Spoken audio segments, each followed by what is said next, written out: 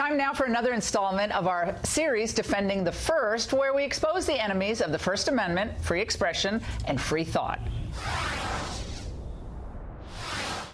A high school teacher in Brownsburg, Indiana, is saying he was forced to resign after he challenged the district's policy on transgender students.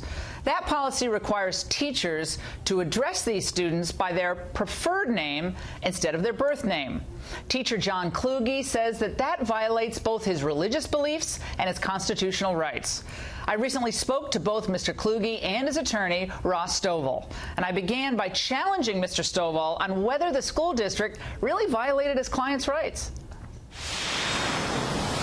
You can't use the classroom for anything you want to do speech-wise. I mean, you are under contract with the school, so if someone who's a teacher of anthropology suddenly wants to get up and talk about his or her view on, Nazism or creationism, you say, well, that's my free speech right. Well, yeah, okay, but you're under contract with a school to teach, Spanish. So you can be fired for that, correct? Right. Well, yeah, to your point, we believe there's a constructed discharge here, that they unreasonably threw out an accommodation that was in place. They actually had a written agreement with John to allow John to actually express his convictions by using only last names of all the students. That reasonable accommodation was tossed out by the administration after the school year, and he was told he either resigns, he follows the line of the school using these transgender names that were not, as he said, the birth names, or he will be suspended and then terminated. Those were the choices. That's a Hobson's choice. So from the standpoint of our legal position, we believe we have an illegal discharge. That's number one. But number two, the constitutional issue is, can the government compel him to violate his religious beliefs? There is sufficient federal law that says that they must make a reasonable accommodation if he has religious beliefs. And those cases are really well established around the country. We believe this is a new one, though, because this deals with an insidious effort by a governmental entity, if you will, a school paid by taxpayer funds. So we see this as a different wrinkle than we've seen before in the cases coming up. Well, I think the studies on transgenderism are very difficult. First of all, there's no real long, peer-reviewed study that we can look at with, like, whether hormone blockers. We don't need to get into that because that's not really relevant here. But all I'll say is that there has been a really explosive growth in kids calling themselves transgender. And just in this British study, they went from, I think it's 94 referrals as gender dysphoria is a technical term, from 2009 to 2010, 94 at this clinic, to now between 2016 and 2017, 1,986 referrals, including some of those for children younger than 6 years of age.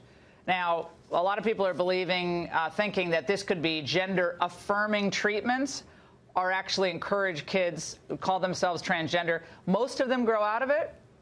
That's just the way it is. Most of them grow out of it. But also other studies, adolescent health journals saying that they are 2 to 3 times more likely to suffer from depression, suicide, other mental disorders. Very difficult. So, John, are you acting in part out of concern for these kids, thinking that they're getting bad advice and from their parents or others?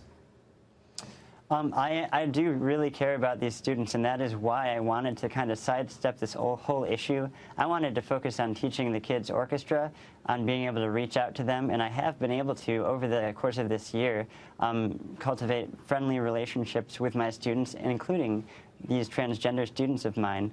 And I really want to continue teaching there. I love these kids, and I want to continue that work I've done. John, what was the reaction from the other students? They must have heard about this. What grade are we talking about here? 9 through 12.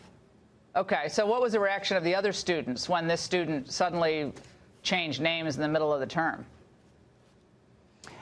Well, in my class, because I've been referring to students by their last name only, it hasn't really been a topic that's been discussed. We focused on working together as a team to create beautiful music. And so I think I've been successful in being able to create a culture in my classroom that they are respecting each other, and I expect them to, and I and I care for them and do respect them all. All right. And Ross, the suit being filed in federal court? Well, we hope not. We hope that the school board at 6:30 on Monday recants. Alliance Defending Freedom brought me into this as an allied attorney to try to avoid we always try to avoid litigation. If we can get accommodations handled, we do that. That's what John wants. That's what we want. But if that he wants to go happen, back and teach. John wants to go back and teach and have his job back. Absolutely. All right, gentlemen, thank you so much.